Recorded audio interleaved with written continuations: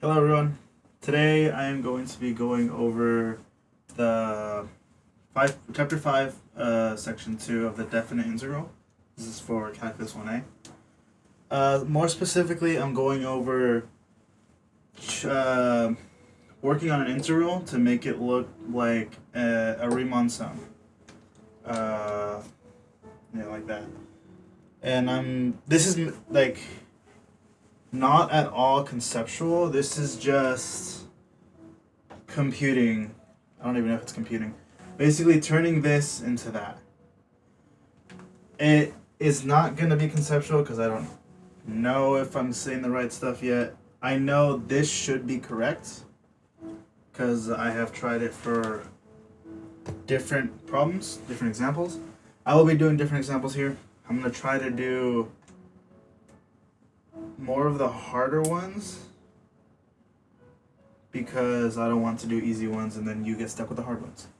So I'll try to give you some examples, walk you through the steps of how I kind of figured out. And this is probably the method. It probably might not be the method. There probably might be an easier one. But in case you're having trouble understanding this concept and need a way to kind of get this to look like that, then I hope to do that in this video. So we're going to be starting with this one. The integral of 2 to 6, I'm pretty sure that's how it's read, of x plus 2 cubed dx. So first of all, we want to understand that we want to get... Okay, let me explain a few concepts first. So basically, in this, there are a few key things that you want to remember. This point, I believe it is this point. Yeah. This point is your A point, which is going to be your starting point.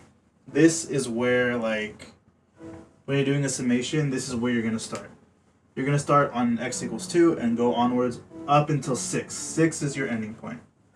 This is going to be your function, and dx is dx, change in x. There's Minecraft music in the background. Sorry if it's annoying. I didn't want it to be awkward when I'm quiet. So, we are going to be changing this into that. How do we do that? First of all, we're going to find all the pieces one by one, and then eventually bring them together.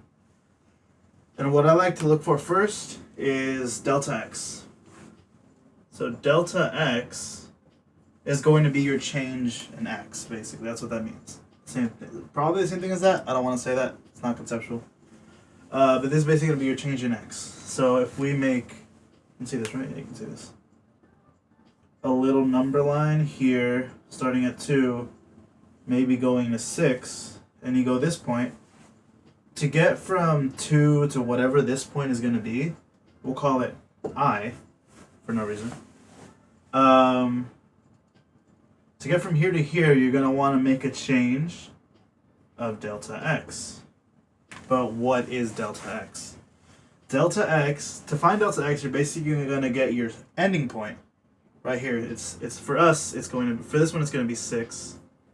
Subtract your starting point, so 6 minus 2, and put all that over n. N, so I'm going to make a crude little drawing of a curve. N is going to be the amount of rectangles you're going to divide this area under the curve into to find out what the area of the curve is. So you could do 2, and it will look probably something like, if we do it from the right, something like that, and then, I don't know, it'll look very wonky, and it'll be very imprecise because you have all this, and then you have whatever else you missed or added too much of on this side. So to make it more precise, you're going to want to make the rectangle smaller and add more rectangles, because by adding more rectangles, you're making them smaller. So let's say we have just this amount of rectangles.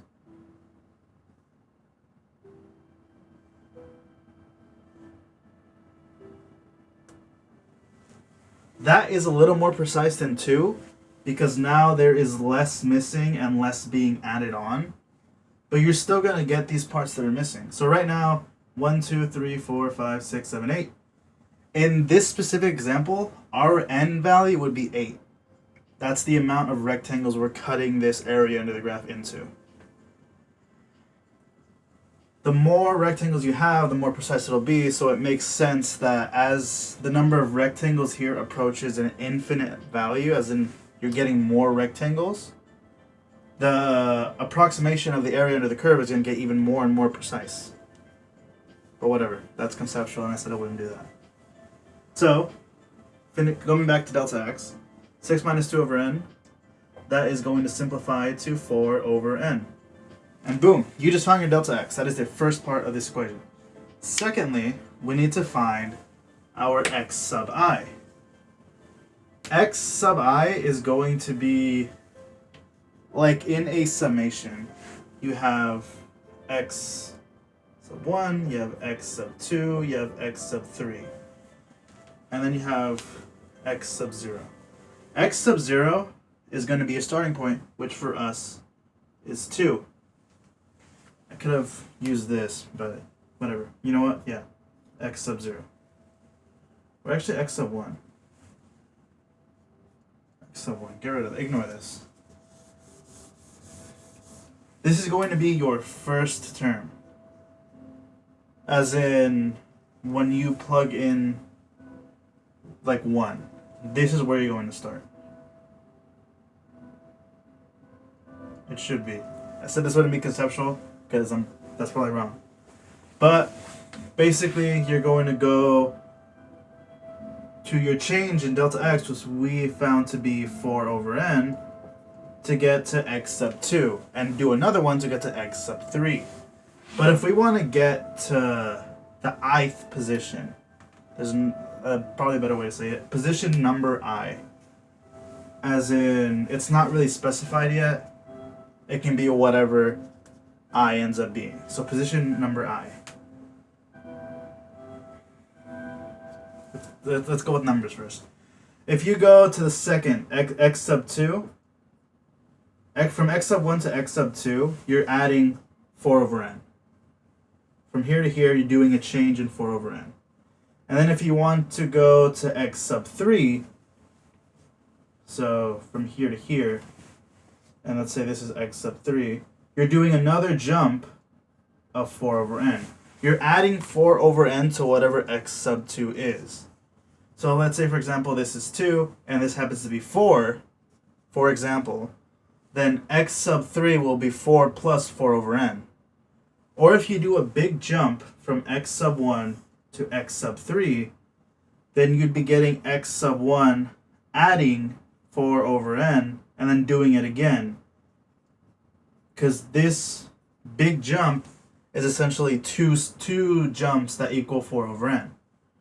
When you're adding two similar things together, I don't know if you can see this quite well, x sub 1 plus 4 over n plus 4 over n. These two are the same. It's like x sub 1 plus 2 is the same as x sub 1 plus 2 times 2, which is 4 in that example. So this can be simplified to be x sub 1 plus 2 4 over n. You're basically determining how many jumps you're going. So from x sub 1 to x sub 2, you're only doing one jump. So if you were to write this for x sub 1 to x sub 2, x sub 1 to x sub 2, it's basically going to be x sub 1 plus 1, because you only did one jump, times 4 over n, which just cancels because anything times 1 is itself. So you're just going to get x plus 4 over n. For x sub 1 to x sub 3, you're doing two jumps. So now it's going to be, for x sub 3, it's going to be multiplied by 2 because there are two jumps. You're skipping over one jump to go to the other one. So it would be two smaller jumps. So you're basically doing two jumps worth in one jump. So that's why it's a 2. So now if you want to get to x sub I, you're not really sure how many jumps that is because you don't know where I is going to be. It is going to be an I amount of jumps. It's not imaginary, it's just I as a letter. So pretending that this isn't the next step over, it's an I step over. So x sub 1, so you have this general form now. And if you multiply over the I, it's just going to be x sub 1 plus 4I over n. X sub 1, remember, that is your starting point right here. Also our starting point right here. So you can substitute in, it's not really substituting, it's more just like that's your starting point. So you're going to do 2 plus 4I over n.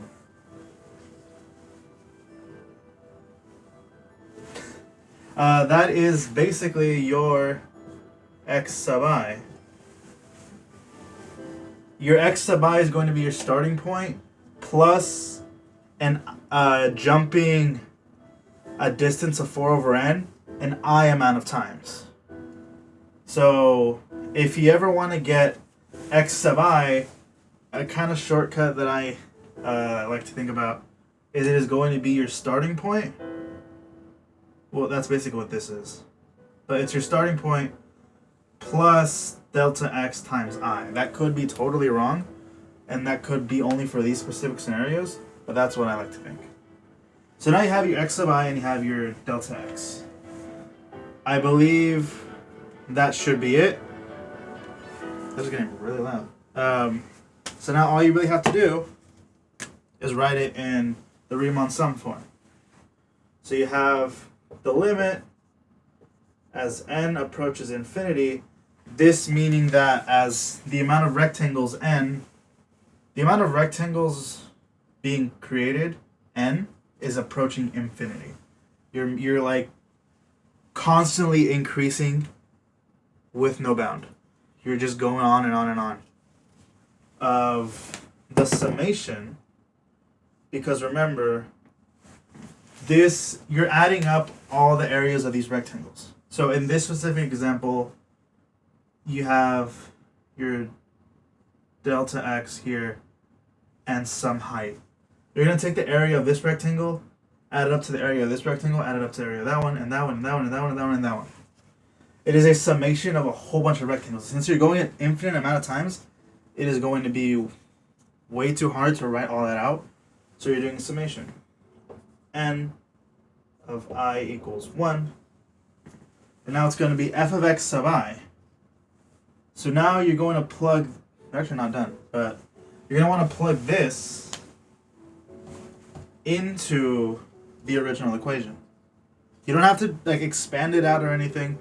You just need to plug this into there. Gonna get on one knee for a second. So you are going to do, let me go back to this color. Plug this in for x.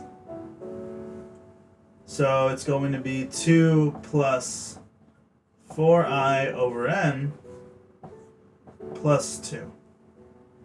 Since nothing's really being multiplied, you can just remove the parentheses and add up the 2's. These are coefficients, but these are constants that can be added up together to get 4 plus 4I over n. Now you're done. Now, this is going to be the inside part. So, this is going to be the f of x part.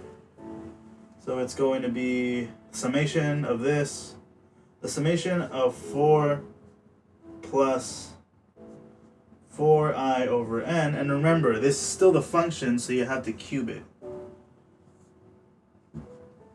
It's basically now the new inside of this. All that times your delta x that you found over here, which should be 4 over n. And this is going to be, should be your final answer. Yeah. There you go. That was G. That was letter G in the activity we did. And that's that one. I am now going to erase all this and pull up a different example. Hopefully that makes sense. I'm going to do it again, and I'm going to walk you through the steps again. I'm not going to walk you through the steps of explaining this again because conceptual, and it's probably going to drag it on. And I said I wouldn't do conceptual. We're going to keep this though because I like that.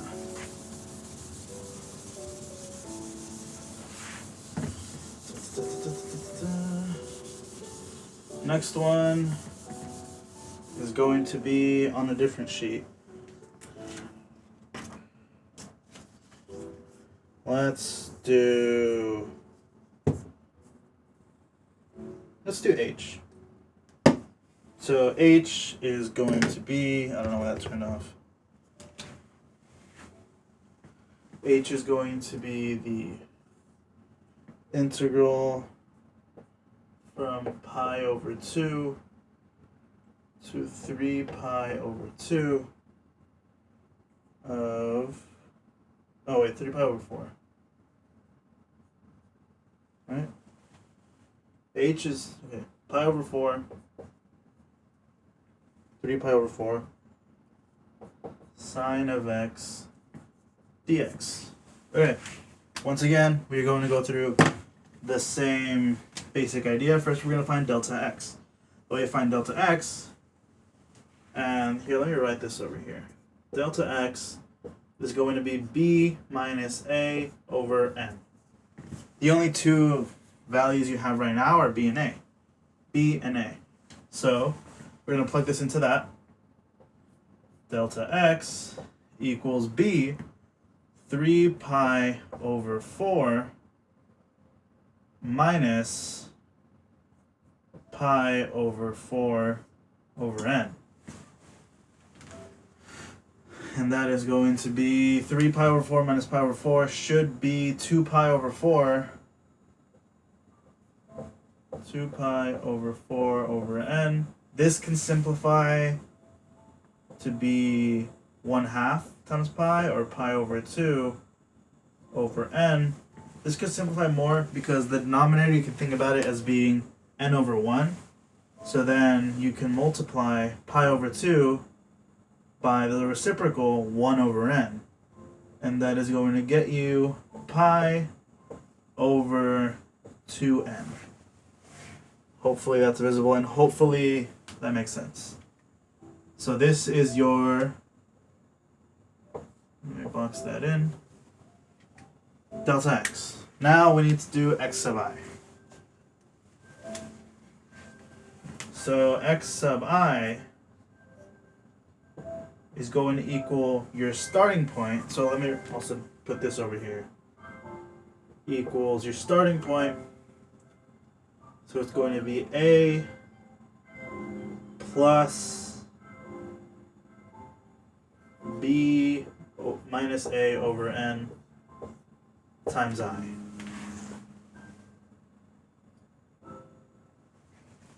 Starting to doubt myself, and I'm pretty sure that's right. So we're going to get our a value, pi over 4,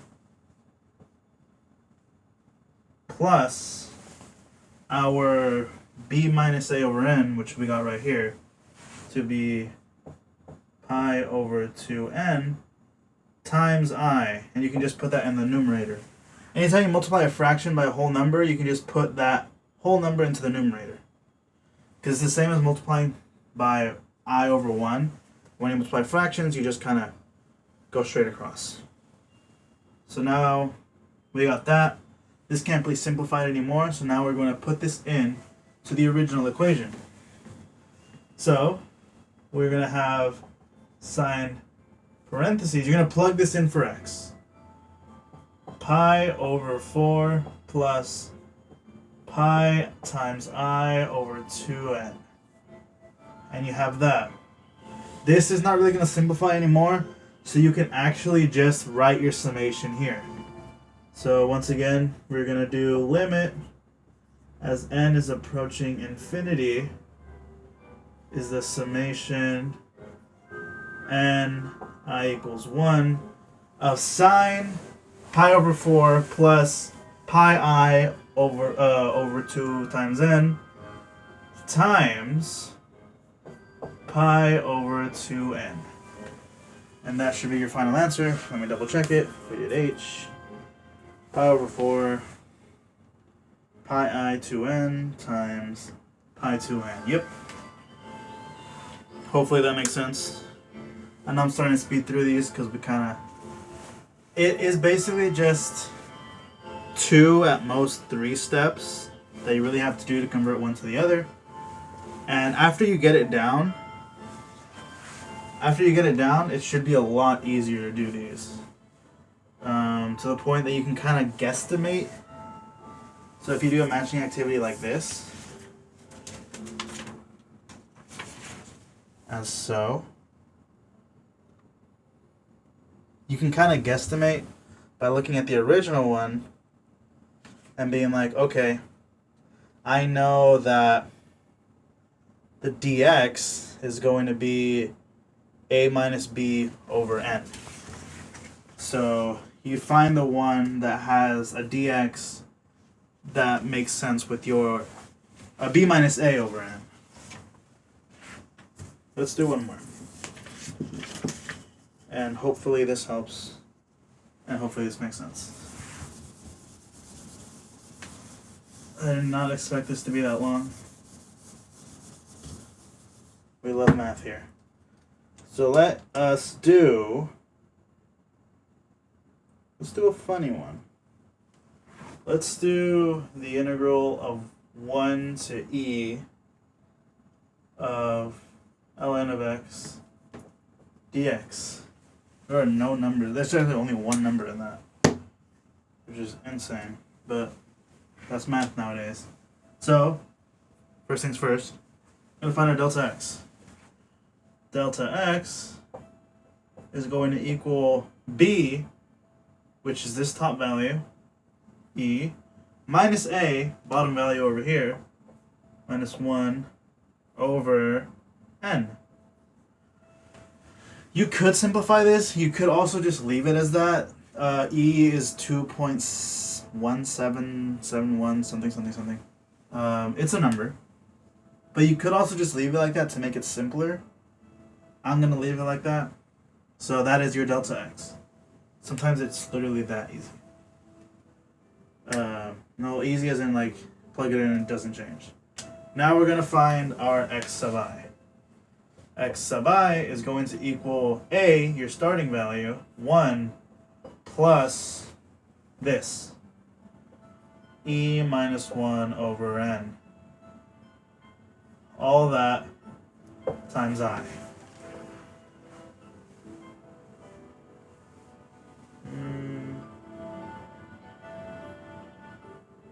Where am I? There I am. Okay. That also, you probably don't need to simplify that either. You can just leave it as that. You can probably distribute the I, but you don't have to. I think leaving it like this would be just fine. So now you can plug this in to the original equation.